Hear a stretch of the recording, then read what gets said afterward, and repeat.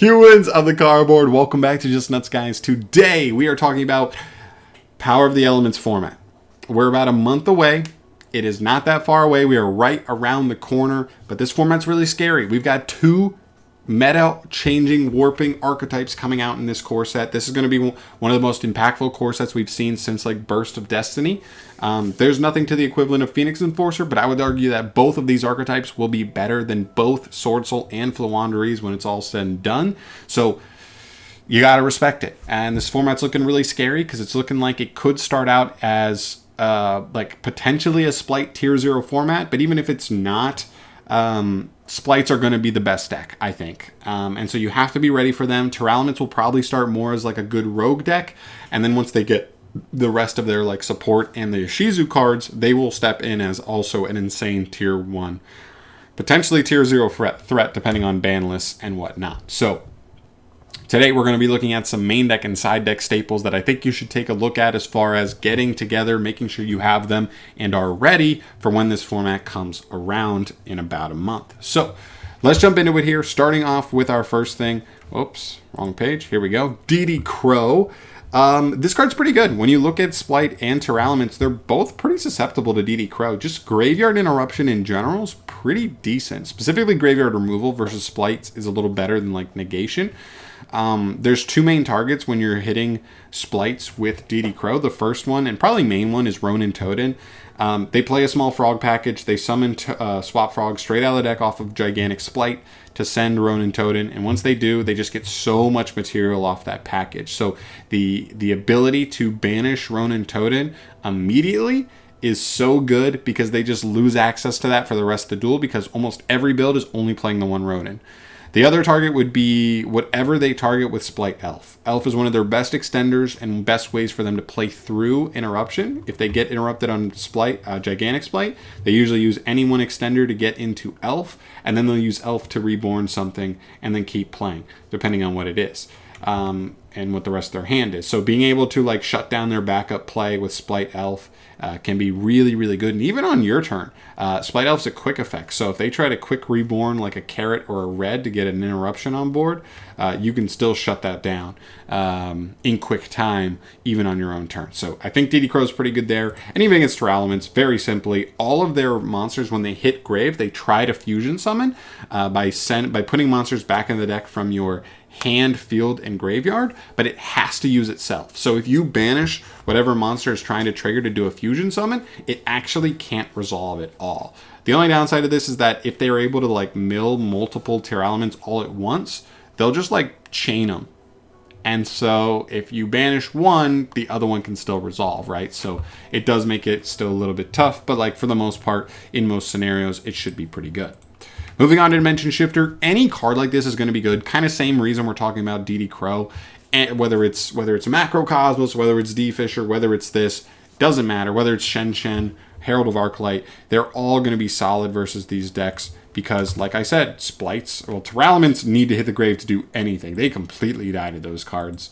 But SPLIGHTs, again, if they can't get Ronin and Grave, then they don't get to rely on the backbone of the Frog engine at all. And in the same vein, if Elf is their main like kind of follow-through card, follow-up card, like ability to grind, you shut him off for like straight up 2 turns because nothing's hitting the graveyard. So this should obviously speak for itself. Not a lot of decks can afford to play this card, but if yours can, this is definitely a big card in this format.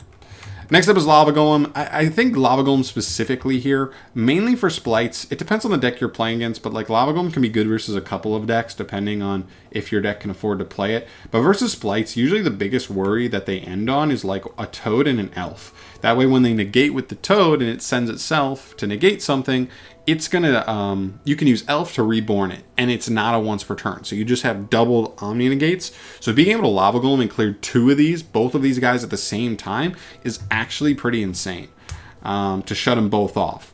Yes, they're gonna get 1 add off of Totally Awesome, but the other way around was they were gonna have 2 negates and get 2 adds. So you're literally taking away 1 add and neutralizing 2 negates for the cost of 1 card in your normal summon. I'd say that's pretty worth if you're able to set up your board from there. So I do think if you can play a deck that can like handle Lava Golem, I definitely think it's something to keep an eye on. Next up is Dark Ruler No More. This kind of goes hand in hand with Droplets. I think they're decent.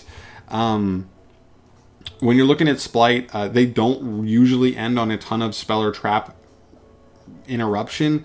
The only thing I can think of is like one imperm, maybe called, and then at times smashers potentially, but also starter. If they didn't like use starter, maybe they open double starter, they would set the second one, and that would give them the ability to summon carrot or red for a potential extra interruption after you've Dark Rulered them.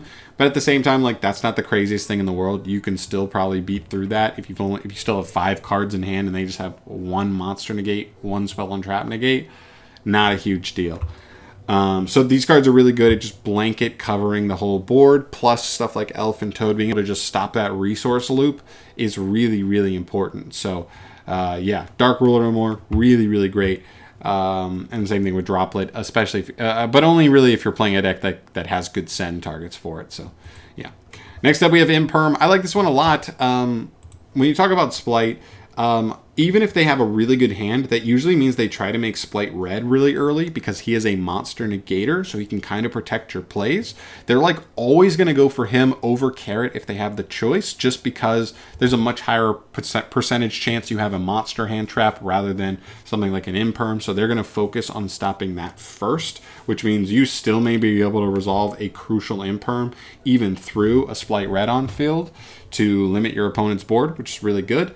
And it's just imperm. I mean, I think it's just good. It's already been good in this format, which means any decks that are still good next format will still be hit pretty well. And for right now, Tearlaments, really, really normal summon reliant. Really, really normal summon reliant. So being able to negate their normal can be absolutely dynamic versus them.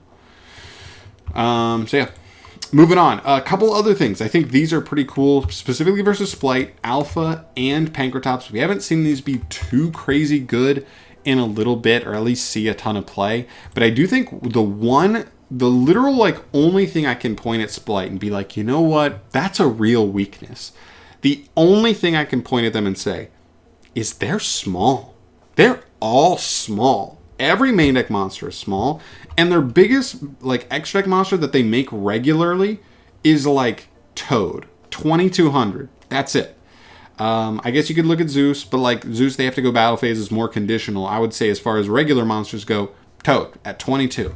So being able to, one, plop these on the board and immediately threaten battle phase on a Toad is huge.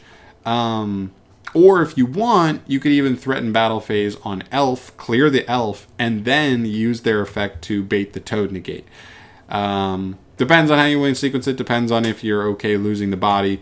But either way, it applies a lot of pressure to him. It really does. And as long as you're okay with losing your battle phase and like you have enough engine to set up multiple interruptions to like keep him off of that, this is going to be pretty solid in those scenarios. So I like these a lot. Really, really good.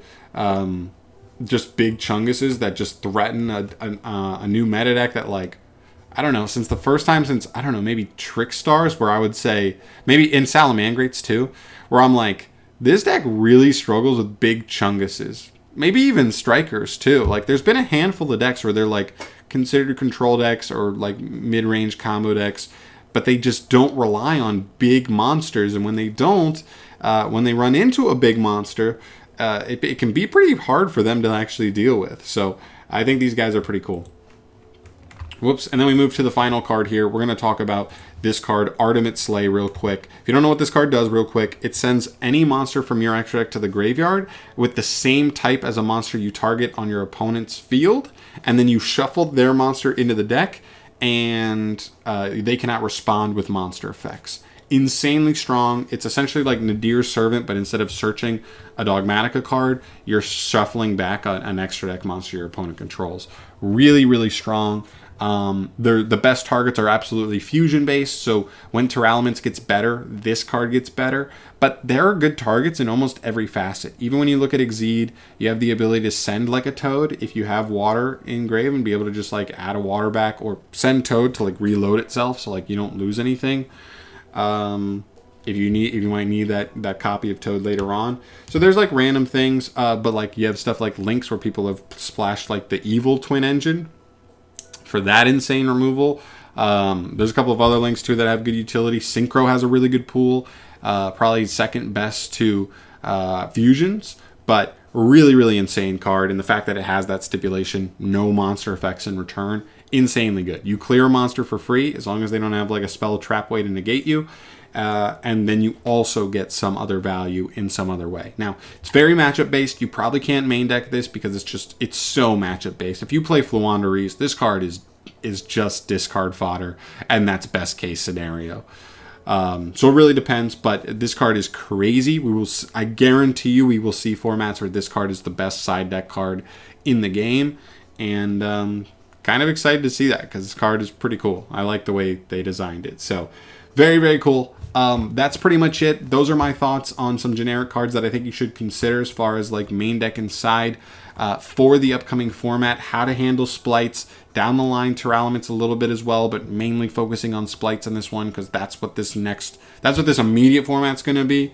Terralements will have their heyday a couple months down the line from there, but really, really cool. Let me know your thoughts down below, guys. Are there a handful of other cards that you can think of that you think would also have a chance at being pretty good in the format once splites take over? I'd love to hear your thoughts. Let me know in the comment section down below. I will see you in the next one, though. Subscribe if you haven't. Peace.